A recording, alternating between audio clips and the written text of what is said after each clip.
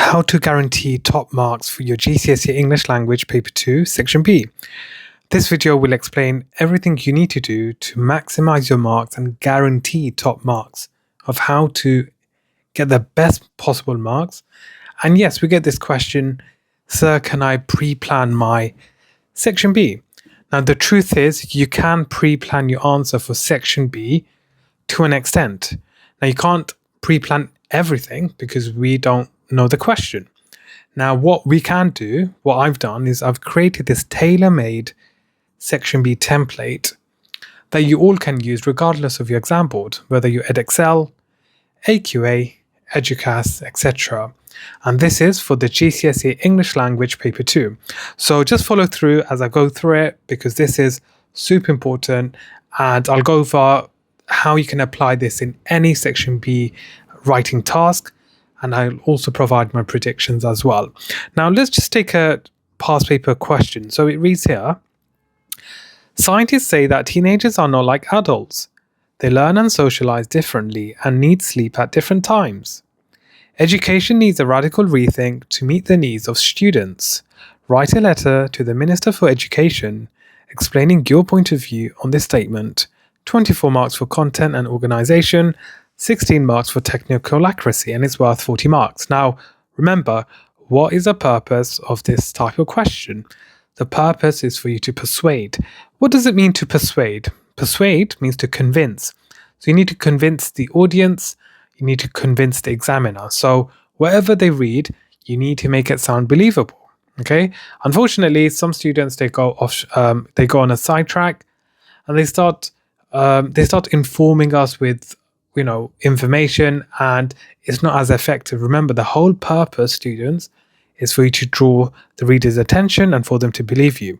Now, if you are provided with a question like this, if you follow this template, you can use it for any question, believe me, for Paper 2, Section B. Now, when you write your answer, your first paragraph, students, will be your introduction. So whether that's an article, whether that's a letter, whether that's a speech, you'll have an introduction. Now, based on the topic provided, so for example, this one is basically on teenagers and adults and how education needs a revamp, okay? And how it needs to change. Now, we don't know what topic it will be, right? Now, if you're thinking of what my predictions are, I reckon since paper 1, it was about the weather and hot weather conditions, there's a possibility, right, that your extract or your questions are based on the environment, global warming, recycling, etc. So that is definitely a possible topic that may come up, okay? Not only that, social media, the internet, technology, okay? So under that umbrella of technology, that could easily come up, okay? We haven't seen a question or an extract on that for a few years now. So it could be that the extract and even the question they provide you with could be on technology. Last year, it was about transport. It was about cars specifically. So that's something else that you need to prepare for. Moving on. So what I've done basically for each paragraph to help you all maximize your marks, I've pre-planned generic phrases, generic devices that you can use to force the examiner to give you the top marks. So let's have a look at it. The first one we have, number 1, as you can see, is a rhetorical question. So you can literally use a rhetorical question, something along the lines of, is topic X, obviously is depending on what topic it is. So for example, if the question is about social media, you'd replace topic X with social media. So you'd say, is social media a burden or a blessing? Okay. So as you can see from my example, that's literally what I did. That can be your first sentence. Okay. Simple and effective. Rhetorical question, tick. Is social media a burden or a blessing? And then obviously you'll elaborate. By the way, this is like a skeleton or a template, which you've got a main body and you will elaborate and expand and tweak it based on the question provided. And then within that first paragraph, within your intro, you'd want to use a hyperbole as well. Okay, so hyperbole, for example, could be topic X. So let's say, for example, it's on social media. You could say, social media is a gift sent by God. Okay, so all you do here is you replace topic X with what the topic they provide you with. Okay, if it's on, let's say, sports, okay, you would literally say, sports is a gift sent by God.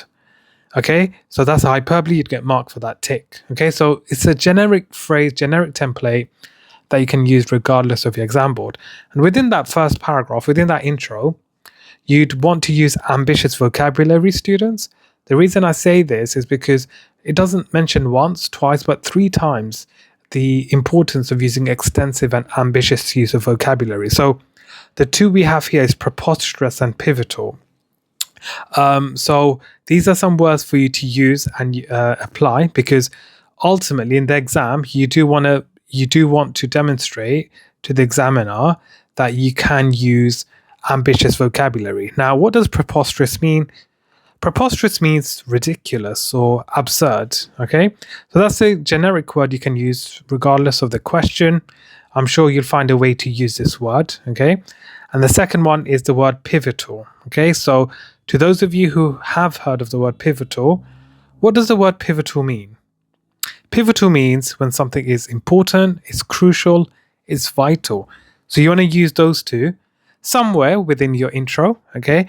And finally, punctuation. Remember, using punctuation, you have to use a variety of punctuation. Using full stops and commas is not enough. So here, for example, in your intro, you could use a semicolon and a dash. Now that you will know based on what you're writing where that fits in. And that's paragraph number 1. Moving on, paragraph number 2 is your main point. So you start off with your point number 1. You'll know this from your plan, what your point 1 will be. So within that, the first thing you'll need to use is direct address. You need to act today. You need to make changes now. Okay? Direct address when you speak directly to the reader to convince them, to draw their attention in. Also, facts and figures. A recent study conducted by Sky News had illustrated 72% of ... which suggests ... Generic fact and figure template that you can use. Generic direct address you can memorize, apply, and use for your English language paper 2. Easy. Remember, this is Easy Education London. We do want to make your education easy, so please do use this in preparation for your exams. Same thing, same concept as the previous paragraph. You are using ambitious vocabulary, students, at least 2. So here we have the words myriad and captivating. So to those of you who I teach, you would know we have a vocab list, and you would know the meanings of these words. Okay, so myriad is literally a countless or extremely great number of people or things. Okay, for example, there's a myriad of islands to explore. Okay, so this is what we mean by myriad. So it's just a very large number of something. And captivating, to those of you who I teach, you'd know, again, these are in your vocab list. Captivating just means something which is interesting, and is capable of attracting and holding interest. That's all it is. So that's that. And finally, the third thing you have to do or demonstrate is using a colon and exclamation mark. So somewhere within that paragraph, whilst you write, make sure you tick off a colon and exclamation mark. And to those of you who have been watching my videos and joining my TikTok lives, etc., you'd know I go on and on and on about the 222 rule. So that's basically the same checklist you have to apply for each paragraph. Now, to those of you watching this for the first time, you're wondering, so what do you mean by the 222 rule? It's basically using in each paragraph, you use at least 2 types of ambitious vocabulary, 2 types of punctuation, and also 2 types of techniques. Okay, so that will help you achieve the top marks for this question. So that is your pre-planning for paragraph 1, paragraph 2. Let me know in the comments, how are you finding this so far? Is it helpful? I'm intrigued to find out from everyone in the comment section below. So that's paragraph 2. Now moving on. Paragraph 3 is your point 2. So this is a separate paragraph, a new point that you'll be making. And within that paragraph, you're using emotive language. So you could start off with, imagine what would happen if ... And then you fill in the rest. Use a range of negative or positive adjectives depending on the question to elaborate. So if the question or the statement is generally negative, then you'd use more negative adjectives and show use negative adjectives to evoke a negative emotion, and vice versa. And then within that paragraph somewhere, you will also try to use expert opinion. So that could be from a professor, from a doctor, whatever. So Professor X or Dr. X from Oxford University, for example, stated ... Okay, and then you'll explain what does that show? How does that support your point of view? How does that support your answer? Remember, the whole purpose is for you to persuade.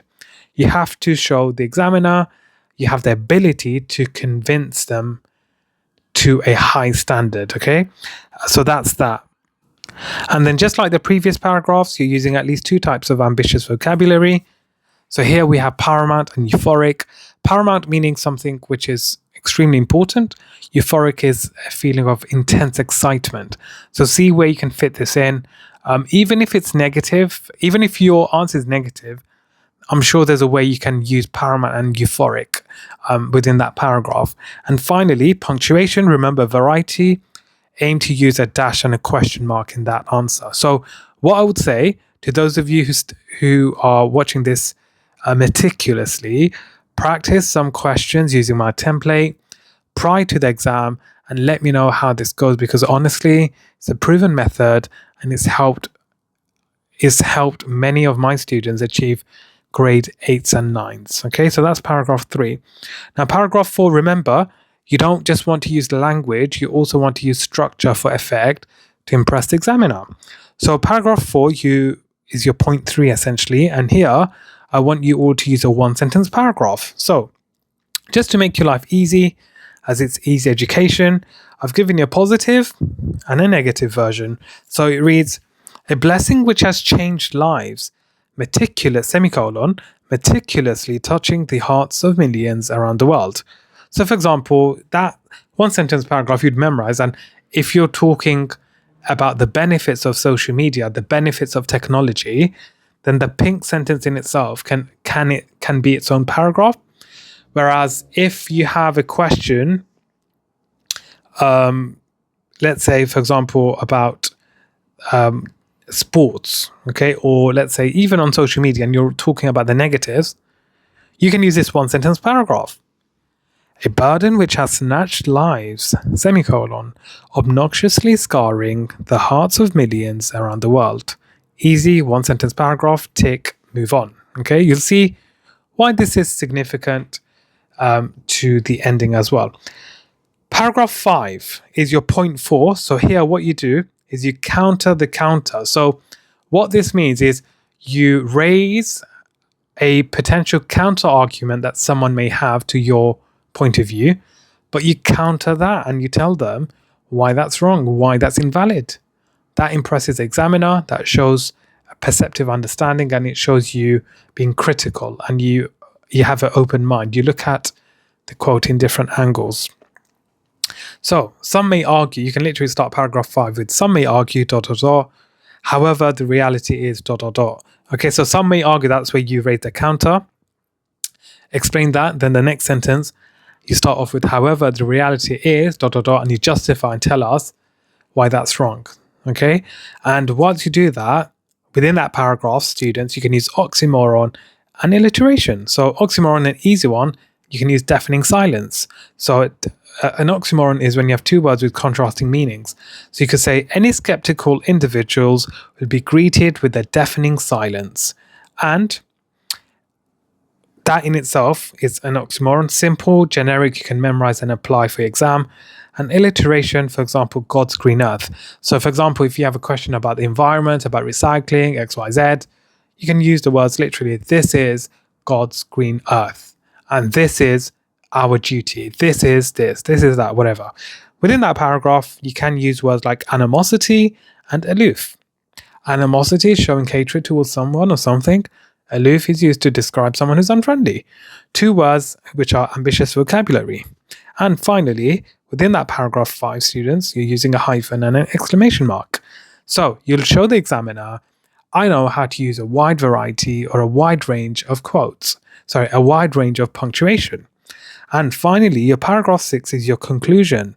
And this is where you're summarizing and essentially closing your argument or your answer. And here, what I'd like you to use is a cyclical structure. You get marks for structure, it will impress the examiner. So remember what you asked in paragraph 1. You asked the initial question, is topic X a burden or a blessing? You're asking that same question towards the end.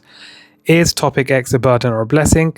And then you essentially answer it here. You can do it explicitly or you can do it implicitly. So you could say literally, there's no doubt topic X, so for example, social media, there's no doubt social media is a gift directly sent from God, from heaven or God, whatever, and ... And you can have a few more sentences just to summarize your point of view. And that is it.